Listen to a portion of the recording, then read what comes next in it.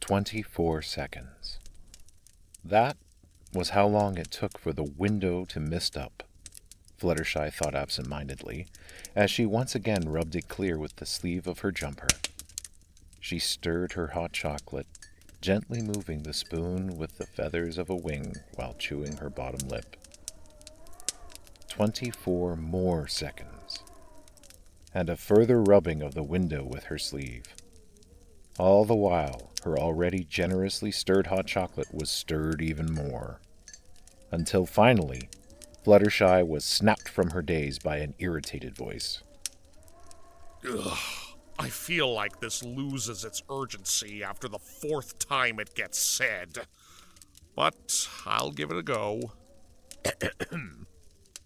Your move, Fluttershy. She turned to see Discord gesturing to the long-abandoned game of Monopoly they had started, and an unimpressed expression on his face. What? Oh, sure. Fluttershy replied, rolling the dice and moving her piece. Oh! Discord cried, his face moving to within inches of the board. So many houses, Fluttershy.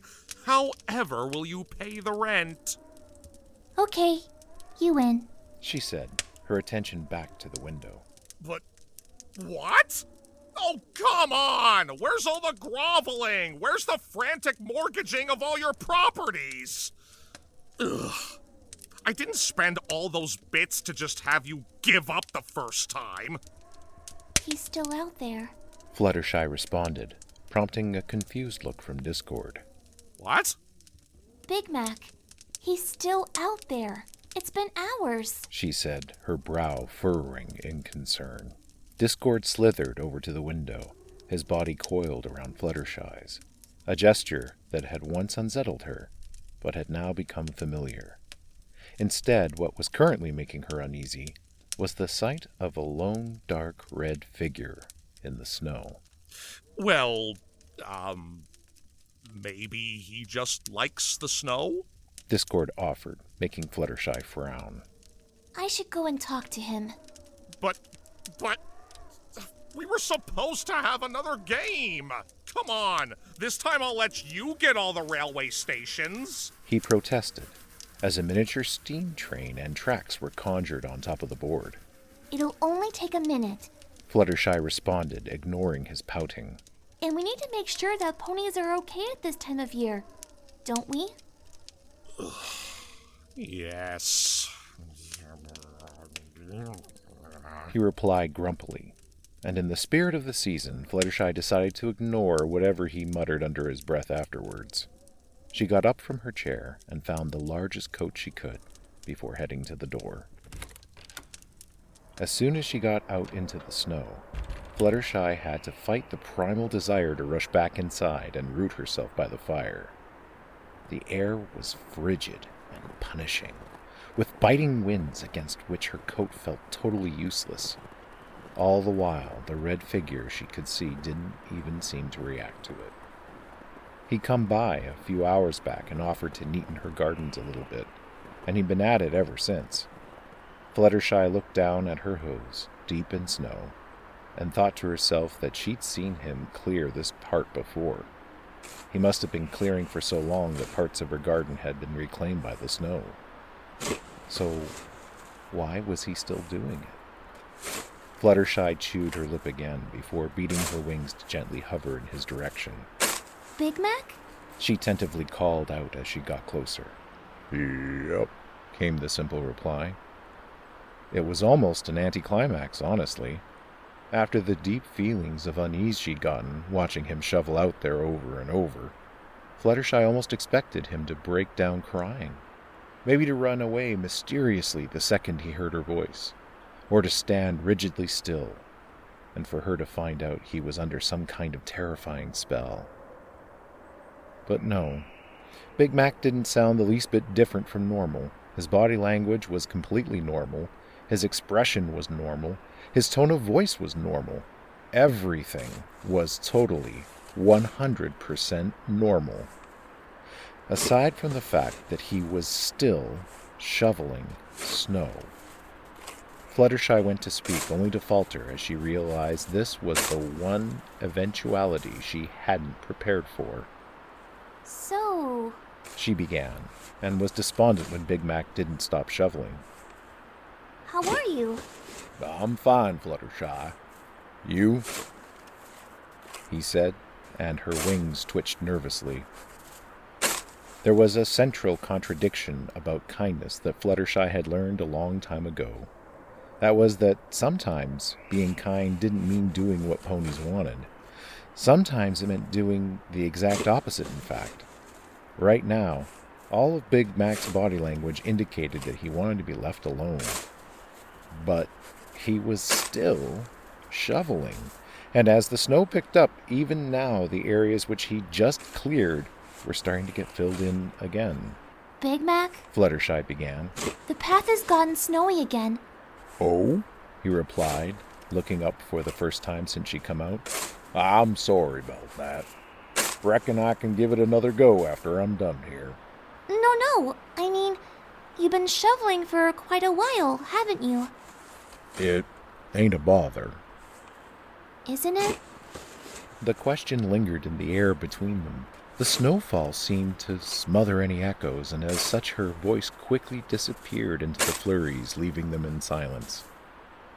Fluttershy turned back to the house for a moment and allowed herself to revel in the primal yearning for the warmth, for the familiarity. She couldn't think of anywhere else she'd rather be right now, even though it was selfish, even though it was unkind. Fluttershy wanted to be with her friends, her animals. Behind her, her hoof prints had already started to disappear. Really, Miss Fluttershy, I don't mind at all. Can't have folks slipping on snowy paths. You get yourself back inside. Don't you worry none about me, Big Mac replied, and went to start shoveling again. Sometimes it was only the simplest question that was needed, the most basic gesture of care to show someone that there was some connection still out there for them, some strand into the vacuum around them. Fluttershy supposed she'd needed the same at some points this year. It had felt like a lonelier one than usual. Fewer chances for visits, fewer chances for days out, fewer chances to do nothing at all, but nothing at all with her friends. We don't live by bread alone, went the old saying. Fluttershy couldn't remember where she'd first read it, but it had always stuck with her. It didn't have to be a partner. It didn't have to be a family member, but something greater than nothing at all. Maybe for some, a few friends was enough. Maybe for some, it was a few lovers. But one thing that she could be sure of was that we didn't live by bread alone, and on Hearth's-warming Eve, we shouldn't have to stand out in the frigid air by ourselves, shoveling snow only to have it filled in by the constant, inexorable drop of more piling on top. Sometimes the only thing needed was the most simple, the most basic of gestures. So Fluttershy looked at Big Mac, his face straight down, ignoring her, blocking her, a facade of contentment with his wintry solitude, and she asked the most basic question she could think of. Big Mac, are you all right? And his immediate response was the beginnings of a scoff, wide-eyed and desperate, an offended veneer for even being asked whether he was all right, because of course he was. A proud, stoic stallion like him belonged to this silent isolation. He was a world of stiff upper lips and quiet endurance, and his burden was to shovel the snow without complaint or comment, even as the flurries buried the monuments of his work. But Big Mac didn't follow through. Whatever protests he might have had died, stolen like Fluttershy's voice in the gentle snowfall. Instead, he slumped before his apex and released a great, shuddering breath.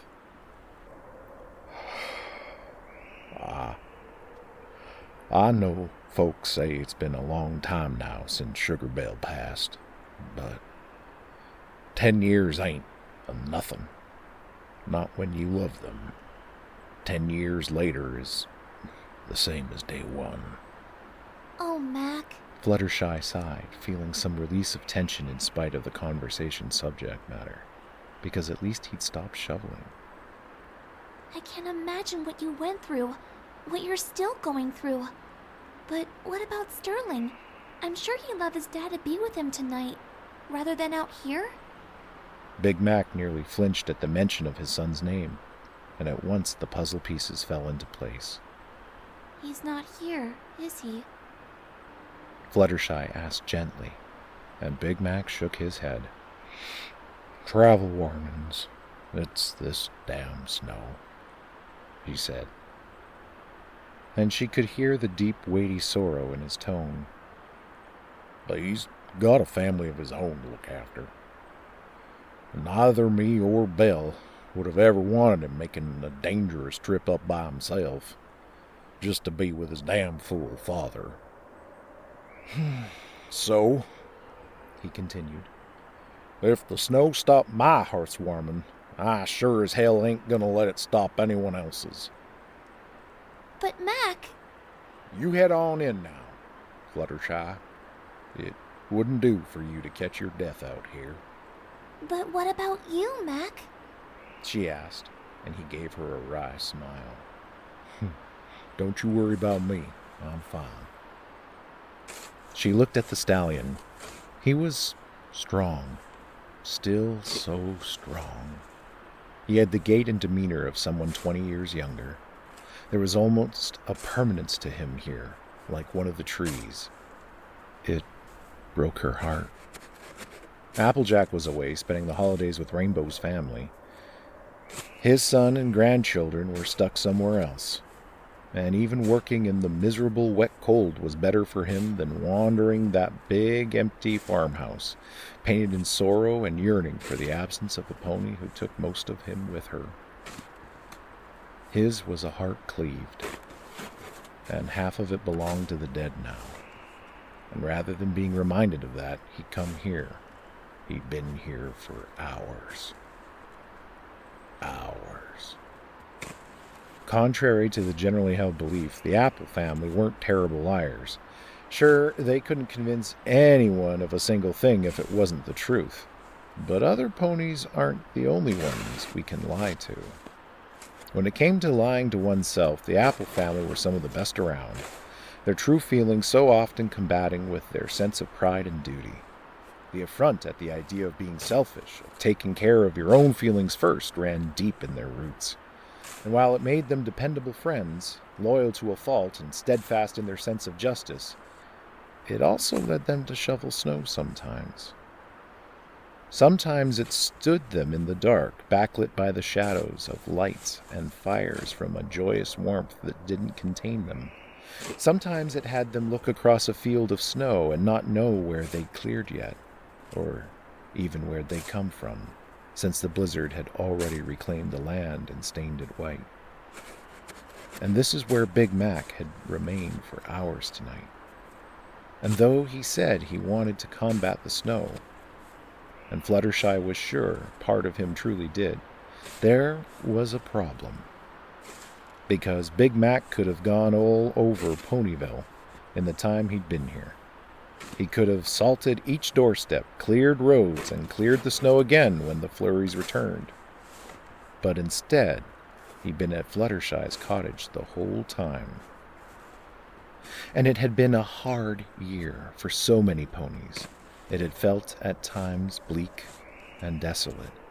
And in this season, after a year like that, who could blame Big Mac for seeking out a little kindness? Even if he didn't want to admit that's what he needed. Even if he didn't know he needed it at all. Big Mac? You know, Discord and I normally see the girls at Heartswarming. It seems like everyone's ended up separated this time, though. Family commitments, travel, the snow. Fluttershy began. We've got plenty of space. Nope, he replied, and Fluttershy reflexively flinched. No, I just mean... He sighed when he saw her reaction. I'm not really myself tonight. I guess this has gotten to me more than I realized. And I won't put that on anyone else, you hear? I won't be that burden to anyone. You wouldn't be a burden, Mac. We'd love to have you, Fluttershy replied, and started to head back to the cottage. And when she heard the sounds of the shovel resume, it seemed slower, less focused than before. And there was no chance in the world that she would ever leave someone out here to freeze in solitude, crushed by stoicism they never had a choice but to embody. But there was a central contradiction in kindness, and sometimes it meant doing something that seemed terrible for someone's own good. She knew what Big Mac needed, and it wasn't someone making him talk when he didn't want to. It wasn't someone mithering him to come inside, because while the Apple family could be great liars, they ultimately came round to the truth. And the truth was that he needed her tonight, even if he didn't know. Even if he didn't want to accept it yet. The cottage was warm, and she gratefully returned to that warmth. Discord's pleas to start a new game washed over her, and she responded to him only in faint hums. When he set up the board and she took her seat, Fluttershy rolled the dice and moved her piece. But once again she found herself occupied by that window. She cleared it with her sleeve and saw a lone red figure out in the Flurries. And Fluttershy waited. 24 seconds, followed by another clearing, over and over. She watched as the figure's motion slowed, how his shoveling came to a conclusion, how he started to peer over at the window. 24 seconds, and Big Mac slumped, seemingly rife with an unvoiced conflict. 24 seconds, and Big Mac was staring at the window, shovel forgotten on the ground. 24 seconds, and Big Mac had vanished entirely. 24 seconds came and went, unnoticed. The window remained fog, because long before that, Fluttershy had heard the door to her cottage gently open, felt the biting wind from the blizzard filter inside. But the cold didn't matter to her. It wouldn't last. All she cared about was the room's new occupant, looking sheepish, colder now than he had when he was outside. And sometimes it was only the simplest thing that was needed, the most basic gesture of care to show someone that there was some connection still out there for them, some strand into the vacuum around them. So Fluttershy went simple and smiled while patting the space next to her on the settee.